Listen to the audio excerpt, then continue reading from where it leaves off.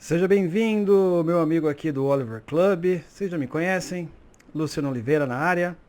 E vamos continuar então o nosso estudo sobre a vida intelectual do Sertilhans. Sempre lembrando, o Sertilhans, né, que eu estou usando esta versão, tá? A primeira versão ou uma das primeiras versões que saiu no Brasil.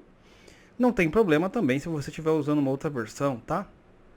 É porque quando eu for dizer a página, é mais fácil localizar para quem tem essa versão. Essa versão aqui, ela é bem antiga, por sinal, quando eu comprei. Ela deve ser o que? Uma das 2010, Copyright 2010 é realizações. Olha só, não é? Mas já tem novas versões, inclusive com capa dura e por aí vai. Mas vamos ao que importa. Falamos sobre bastante coisas, sobre como meditar e refletir, sobre como pensar, sobre como ter uma vida intelectual. Nós falamos que, ou melhor, eu falei e vocês escutaram, mas vocês também refletiram, então eu disse o seguinte, que todo mundo pode ter uma vida intelectual, não é? Mas nem todo mundo precisa ser o quê? Um intelectual. Assim como todo mundo pode ter uma vida espiritual, mas nem todo mundo precisa ser padre, pastor, teólogo, certo? Contudo, você sendo um cristão, por exemplo, ou faz parte de uma outra religião, você tem que seguir os preceitos dela. E um dos preceitos, que eu acho que mais cabe aqui no exemplo que eu quero dar, é que você tem um devocional diário. Não é? Ali para você se alimentar diariamente com uma palavra espiritual, certo? Para você poder crescer na fé. E eu gosto desse exemplo, evidentemente, na sua devida proporção. Aqui não tem regras religiosas. Não, aqui é uma seita. Não, aqui não tem regras religiosas. Mas esse exemplo é bom porque a vida intelectual também precisa ser alimentada, tá? E ela pode ser alimentada de várias maneiras, como nós já falamos aqui. Pode ser lendo, pode ser ouvindo, pode ser vendo, não é? Os meios de comunicação são vários, tá? Então esse é um ponto muito importante para a gente refletir. Hoje eu quero falar um pouco sobre o que está escrito aqui na página 89, nós já chegamos na metade do livro, por sinal, que é sobre a especialidade. Mas o que é especialidade? No mundo moderno, no mundo que nós vivemos, nós somos treinados a ser especialistas. Justamente pelo fato da gama de informações que você tem, né? Muita informação, então você precisa, na verdade, se especializar em algo na sua carreira. Não é? Então você vai lá, você faz a universidade, depois faz uma pós, você faz um melhor exemplo, né? Você faz uma universidade de filosofia, depois você vai fazer uma tese sobre Bakunin, por exemplo. Aí no mestrado é Bakunin romantismo. Aí o doutorado é Bakunin romantismo e um pouquinho mais sobre como é a história da Alemanha. Aí o pós-doutorado, entendeu? Aí você vai se especializando só no autor. Da mesma maneira também nas outras áreas. Você está lá na medicina, você está na engenharia. Se você for fazer pós-graduação, normalmente você vai se especializando. Então a ciência, hoje em dia, ela é formada por especialistas. Mas não especialista no geral, né? É o especialista do especialista. Então, é o sujeito que fez biologia, que se especializou na cor do pelo, sei lá, do coelho, né? Coisas assim, ou na química, etc e tal. Não é? E isso, na verdade, é bom e é ruim.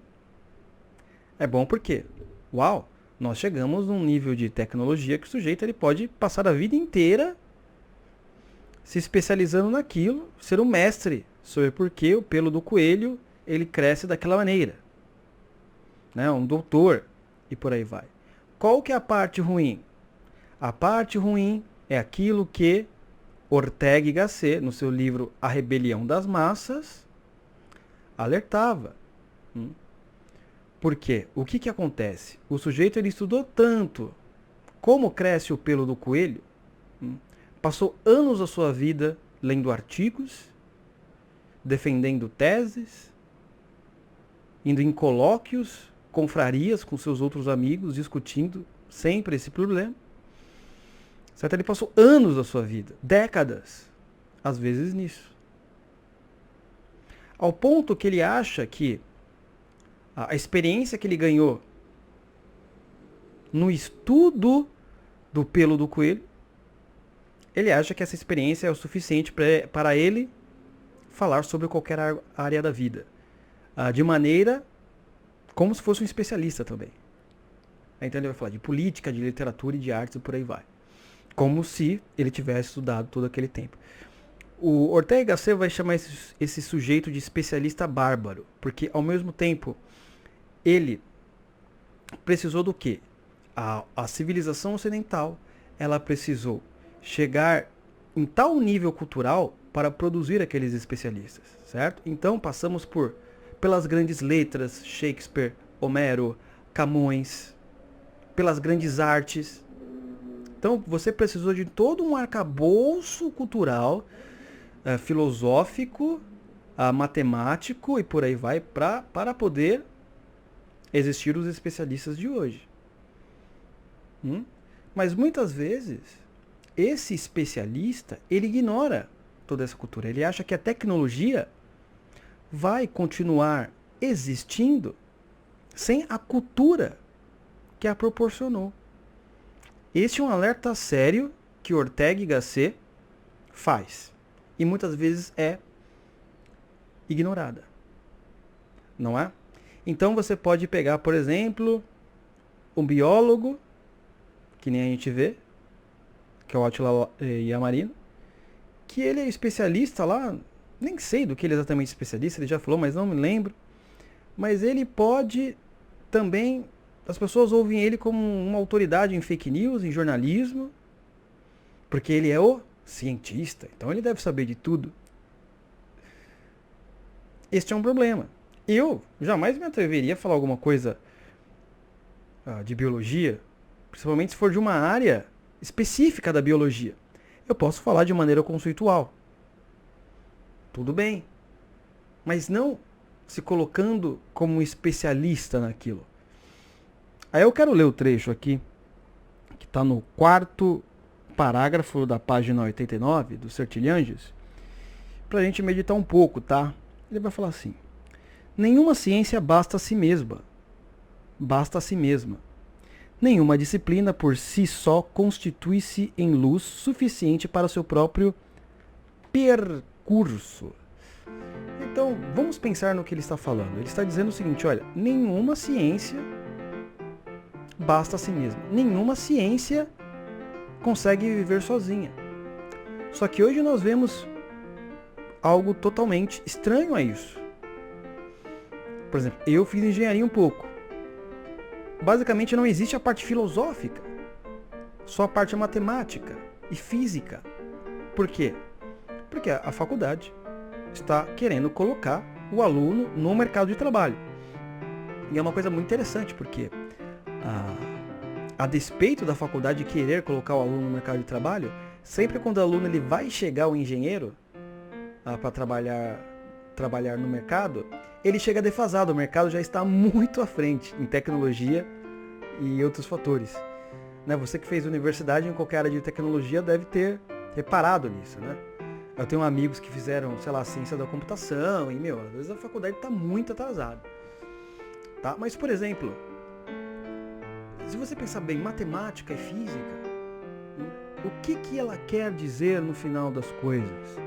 Será que ela só serve para fazer conta?